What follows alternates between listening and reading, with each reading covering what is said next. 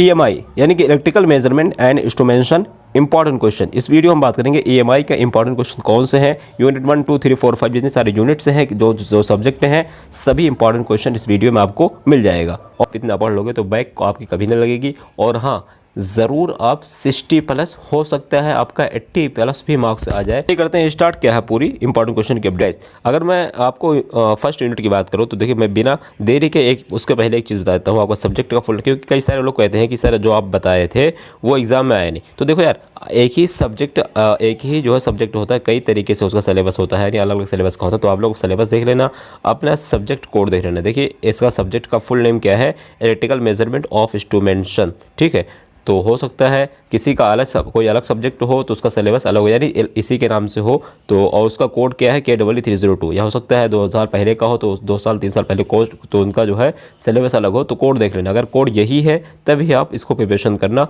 मैं आपके भविष्य के साथ खिलवाड़ नहीं कर सकता, क्योंकि आप लोग अगर मुझ पर ट्रस्ट करते हो तो मैं भी आपको ऊपर ऐसी चीज़ें दिखाऊंगा जो सही होंगी। तो देख लीजिए, इसका सब्जेक्ट कोड है KEE302, क्योंकि मैं नहीं चाहता कि आप कोई अलग सब्जेक्ट अलग सिलेबस के हिसाब से पढ़ लो। तो ठीक है, आप लोग अपना सिलेबस मिला लेना।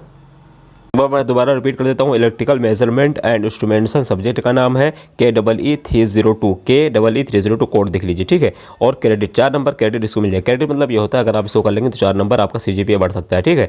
अब बात करते हैं कि इसका यूनिट 1 में कौन सी क्वेश्चन इंपॉर्टेंट है। तो देखिए, मैं बहुत क्वेश्चन वो शॉर्ट में बता रहा हूँ। पहले मैं एक बार पूरा थोड़ा लेंथी बताऊँगा, फिर लास्ट में शॉर्ट में बताऊँगा, ठीक है। देखिए, यूनिट 1 में बात करें characteristic of measurement and method of measurement, ये दोनों इंपॉर्टेंट है। यानी कैरेक्टरिस्टिक आपसे पूछ सकता है, दूसरा मेथड आपसे पूछ सकता है। कैरेक्टरिस्टिक ऑफ मेजरमेंट और दूसरा मेथड ऑफ मेजरमेंट, ठीक है। और उसके बाद आता है एरर इन मेजरमेंट, यानी एरर भी पूछ सकता है आपसे मेजरमेंट में कि एरर इन मेजरमेंट क्या है। उसके अलावा मेजरमेंट स्टैंडर्ड्स क्या है, मेजरमेंट स्टैंडर्ड। तो ये 3-4 चीज़ें आपको देख लेना यूनिट में। अभी मैं आपको शॉर्ट में बता दूंगा, ठीक है। एक बार पूरा देख लीजिए, फिर नेक्स्ट आपको बताऊंगा मैं। यूनिट 2 की बात करें तो यूनिट 2 में आपका मीडियम एंड हाई रेजिस्टेंस, ये important. Medium and high resistance unit 2 में इंपॉर्टेंट है। दूसरा है मेजरमेंट ऑफ लो, ठीक है। आप ये देख लेना।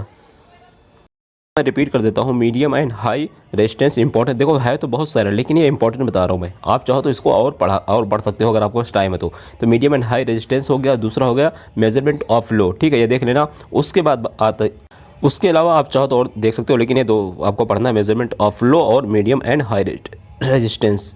Sorry guys. उसके बाद बात आती है यूनिट 2 में कौन कौन से इंपॉर्टेंट है, सॉरी यूनिट 3 में कौन कौन से इंपॉर्टेंट है। तो आपका पहला क्वेश्चन है डिज़ाइन कंसिडरेशंस एंड टेस्टिंग, क्या है, design consideration and testing of instrument transformer. देखो, ट्रांसफार्मर से कोई ना कोई 2 क्वेश्चन ज़रूर पूछेगा। एक लॉन्ग में पूछ सकता है, या तो दोनों लॉन्ग में पूछेगा, या तो दोनों तो जो है एक शार्ट में पूछेगा। तो मांगे चलिए एक 10 नंबर का और कम से कम 2 नंबर का, या फिर 2 10 नंबर इस तरीके से आएगा। तो डिज़ाइन एंड कंसिडरेशन ये इंपॉर्टेंट है। डिज़ाइन कंसिडरेशन, ठीक है। टेस्टिंग एंड उसके बाद है इंस्ट्रूमेंट ट्रांसफार्मर, ठीक है, ऑफ, यानी कि design consideration of testing of instrument transformer. और उसके बाद नेक्स्ट आता है करंट एंड पोटेंशियल ट्रांसफार्मर। यानी देखो, या तो ये पूछ सकता है आपसे ट्रांसफार्मर से, या तो फिर ये वाला पूछ सकता है, यानी या तो फिर ये, ठीक है। करंट एंड पोटेंशियल ट्रांसफार्मर, ये भी आप देख लेना, भी इंपॉर्टेंट है। उसके बाद बात करें दोस्तों यूनिट नंबर 4 में कौन सा इंपॉर्टेंट है। मैं इसलिए जल्दी कर रहा हूँ क्योंकि मैं सोच रहा हूँ आपका टाइम ज़्यादा ना लूँ, और आप लोग ज़्यादा स्टडी पर ध्यान दीजिए, क्योंकि जो आप पढ़ोगे वही एग्ज़ाम में लिखोगे। और हर कोई जानता है कि इंजीनियर जो होता है वो 5 महीने तो बिल्कुल नहीं पढ़ता, लास्ट के 1 महीने 10 दिन, हफ्ता 2 दिन पहले ही स्टार्ट करता है तो प्रिपरेशन। तो मुझे पता है, आपको भी बता, आप जानते, तो इसलिए आप ज़्यादातर अपना टाइम पढ़ाई में दीजिए, अपने प्रिपरेशन में दीजिए और तैयारी में दीजिए। तो यूनिट नंबर 4 में क्या है, फ्रीक्वेंसी एंड फेज एंगल, क्या है, frequency and phase angle measurement using CRO। CRO मतलब कैथोड रे ऑस्किलोस्कोप, यानी कि frequency and phase angle measurement using CRO। देखो, जितने भी स्टैंड फॉर वाले क्वेश्चन इसको देखने चाहिए, CRO है या फिर और कोई वर्ड होगा तो उसको आप देख लेना कि इसका स्टैंड फॉर क्या होता है, उसके बाद ही आप लिख पाओगे। अगर आपको उसका फुल फॉर्म ही नहीं पता होगा तो एग्जाम में क्या लिखोगे, ठीक है। तो देख लेना frequency and phase angle measurement using CRO। और उसके बाद बात आती है स्टोरेज ऑस्किलोस्कोप, यानी देखो ये कैथोड रे ऑस्किलोस्कोप। CRO मतलब क्या, कैथोड रे ऑस्किलोस्कोप ये पूछ सकता है, या फिर स्टोरेज ऑस्किलोस्कोप ये पूछ सकता है।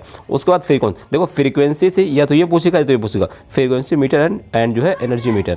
क्या है, frequency meter and energy metre, या ओल्ट मीटर। और देखो मीटर से, क्योंकि इंस्ट्रूमेंट जो जितने सारे हैं वो पूछ सकता है, जैसे कि आपसे पूछ सकता है कि एनर्जी मीटर, ओल्ड मीटर, दोनों का डिफरेंस क्या है, या फिर फ्रीक्वेंसी मीटर और वाट मीटर डिफरेंस क्या है, watt meter volt meter difference क्या है। तो इसलिए मैंने 3 से 4 यहाँ पे शो कर दिया है, वहाँ पॉइंट कर दिया है, यहाँ पे मैंने लिख दिया है। तो आप लोग कम से कम 2 पूछेगा ज़रूर, दोनों का कंपेरिजन पूछेगा, या दोनों का डेफिनेशन इंट्रोडक्शन पूछेगा, या दोनों का 3 से 4 पॉइंट लिखने को बोलेगा। और एडवांटेज डिसएडवांटेज पूछ सकता है, जैसे ओल्ड मीटर के एडवांटेज क्या है और फ्रीक्वेंसी मीटर के, एनर्जी मीटर के डिसएडवांटेज क्या है, यानी इस तरीके से पूछ सकता है आपसे 3 से 4 पॉइंट घुमा के। तो आपको इसका पूरा देख, जैसे फ्रीक्वेंसी मीटर है तो आपको देखना है इसका एडवांटेज क्या है, डिसएडवांटेज क्या है, और इसके से कंपैरिजन भी कर सकते हैं आप, frequency meter, energy meter, volt meter, watt meter, इस तरीके से, ठीक है। तो आप समझ गए होंगे। उसके बाद बात आती है यूनिट नंबर 5, यानी कि लास्ट यूनिट थोड़ा यार लंबी है, फिर भी देखो मैंने यहाँ पे 4 टॉपिक कवर किए हैं, 4 से 5 टॉपिक। नंबर 1 है आपका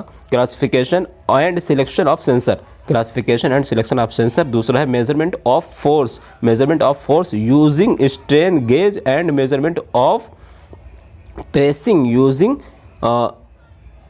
पीजो इलेक्ट्रिक सेंसर।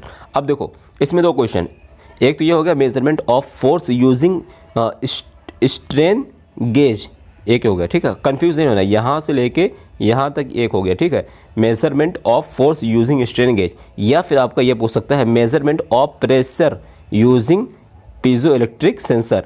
ये दोनों में से कोई ना कोई एक पूछेगा तो देखना। उसी तरीके से कॉन्सेप्ट, मैंने 2 कॉन्सेप्ट लिखे हैं। Number 1 concept of smart sensor and virtual instrumentation, ये हो गया, और दूसरा मैंने लिखा concept of single conditioning and data acquisition system. अब देखो 2 मैंने मेजरमेंट के क्वेश्चन लिए हैं, 2 मैंने कॉन्सेप्ट के क्वेश्चन लिए हैं, और यानी 4 टॉपिक्स हो गए, 4 क्वेश्चन हो गए। तो चारों में से आपसे कोई 2 पूछने के चांसेस हैं।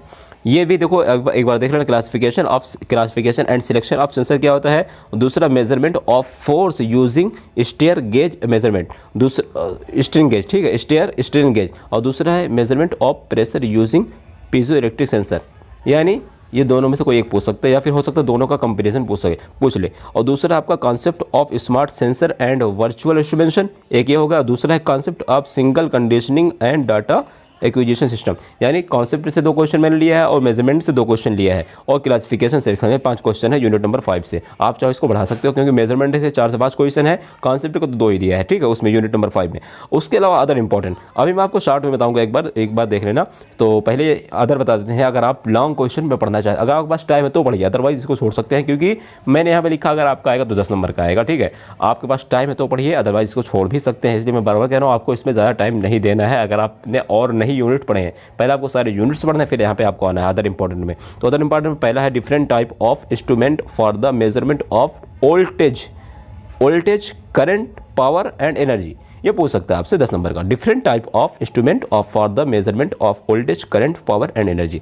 दूसरा क्या है, measurement of electrical quantities, resistance, inductance and capacitance, help of bridge. क्या हो गया, रिपीट करता हूँ, measurement of electrical quantities, resistance, inductance and capacities, help of the bridge, यानी ब्रिज की हेल्प से आपको सारे सॉल्व करना होगा, मेजरमेंट करके दिखाने होंगे, ठीक है। उसके बाद है क्वेश्चन नंबर 3, अदर इंपॉर्टेंट है क्वेश्चन नंबर 3। तो देखिए यहाँ पे है इलेक्ट्रॉनिक मेजरमेंट। क्या है, electronic measurement like voltmeter, multimeter, frequency meter, और फ्रीक्वेंसी मीटर के अलावा सीआरओ मतलब कैथोड रे ऑसिलोस्कोप। सीआरओ मतलब क्या होगा, कैथोड रे ऑसिलोस्कोप। ये आपको देखना है, इलेक्ट्रॉनिक मेजरमेंट लाइक, जैसे कि वोल्टमीटर है, मल्टीमीटर है, और कोई भी इसमें जोड़ सकते हो, जितने सारे मीटर्स हैं, ठीक है, वाट मीटर और भी। तो आप लोग देख रहे हैं, कम से कम इतना तो देखना है। अब बात आती है यार, अगर आप इतना भी नहीं पढ़ना चाहते हो तो बहरहाल इतना तो पढ़ना चाहिए पास होने के लिए, लेकिन फिर भी मैं एक बार शॉर्ट बताता हूँ जो मोस्ट इंपॉर्टेंट है इसमें से, ठीक है। जैसे कैरेक्टरिस्टिक ऑफ मेजरमेंट, ये इंपॉर्टेंट है, एंड मेथड ऑफ मेजरमेंट, इसको आपको नहीं छोड़ना है, और error in measurement and measurement standard, इसको चाहो छोड़ सकते हो, लेकिन ये इस एरर वाला, क्लासिफिकेशन वाला और ये मेथड मेजरमेंट, ये तीनों पढ़ लेना, ठीक है। अगर आपको बस बिल्कुल टाइम नहीं तो आप जो बताया मैंने इसको पूरा पढ़ना है। यूनिट नंबर 2 से देखो 2 पढ़ना है, मीडियम एंड हाई रेजिस्टेंस और मेजरमेंट ऑफ लो, ये पढ़ना ही पढ़ना है। यूनिट नंबर 3 से design and consideration and testing of instrument transformer, ये पढ़ना है। करंट एंड पोटेंशियल ट्रांसफार्मर, इसमें भी कुछ छोड़ना नहीं, पढ़ना है, ये मोस्ट इंपॉर्टेंट। उसके बाद बात आती है यूनिट नंबर 4 से frequency and phase angle measurement using CRO और ये स्टोरेज ऑसिलोस्कोप वाला ये हो सकता है आ जाए, लेकिन यार देखो एक बार देख लेना, बहुत ज़्यादा डिटेल में मत देखना, बहुत ज़्यादा डीप में आपको नहीं जाना है, क्योंकि देखो यहाँ पे यूजिंग सीआर में तो कैथोड और ऑसिलोस्कोप, यहाँ पे भी ऑसिलोस्कोप दी, तो दोनों का कंपैरिजन या तो दोनों का हो सकता है, आपसे जो है इंट्रोडक्शन वगैरह पूछ सकते हैं, तो दोनों को एक बार देख लेना। और फ्रीक्वेंसी वाला ये इंपॉर्टेंट, ये देखो ये मोस्ट इंपॉर्टेंट है और ये मोस्ट इंपॉर्टेंट है, frequency meter and energy meter, volt meter, यानी दोनों का कोई कंपैरिजन करके पूछेगा, डिफरेंस पूछेगा। उसके बाद लास्ट यूनिट आती है आपका classification of and selection of sensor, ये इंपॉर्टेंट है। Measurement of force using strain gauge, ये भी पढ़ना है। Measurement of pressure using piezo electric sensor पढ़ना है। Concept of smart sensor and virtual instrumentation and concept of single conditional and data equation, ये भी आपको पढ़ना ही पढ़ना है, इक्वेशन सिस्टम, ठीक है। अभी अदर वाला आप चाहो छोड़ सकते हो, लेकिन यार पढ़ लेना, तीन क्वेश्चन अगर 10 नंबर का, एक भी क्वेश्चन अगर 10 नंबर मिल जाएगा आपको। अगर तीनों लगे आपकी किस्मत, लक चांस दे गया, साथ दे गया आपका, तो 30 में 30 नंबर पूरा का पूरा मिलेगा, ठीक है। 10 नंबर का आएगा तो आएगा, यानी अगर आएगा तो 10 ही का आएगा, 2 नंबर से। हाँ, अगर इसमें से जैसे पूछ लिया ऑल्टमीटर मेजरमेंट क्या है, मल्टीमीटर, तो 2 नंबर का पूछ सकता है, अदर एक एक पूछेगा, अगर सब पूछेगा तो 10 नंबर का आएगा। तो आई होप समझ गए होगे, कोई डाउट कमेंट करके पूछ सकते हो। और हाँ, आपका अदर कोई सब्जेक्ट है जो आप चाहते हैं इंपॉर्टेंट क्वेश्चन की वीडियोस, तो यार देखो आप लोग एग्जाम डेट नहीं लिखते, इसलिए वीडियो लेट हो जाती, तो आप लोग एग्जाम डेट भी लिखा करो और सब्जेक्ट सेमेस्टर ब्रांच लिखा करो, क्योंकि यार देखो एक सब्जेक्ट के नाम से कई सारे ब्रांच में होते हैं एक सब्जेक्ट, तो इसलिए अगर मैंने आप कुछ कह रहे हो, मैं कुछ बता दिया और आप कुछ पढ़ के चले गए, तो आपका जो बैक लग जाएगी, तो आपको यही कहोगे सर जो आपने बताया था वो नहीं आया। तो इसलिए जो भी बताओ सब डिटेल्स में बताओ, ताकि सही चीज़ आपको मिले।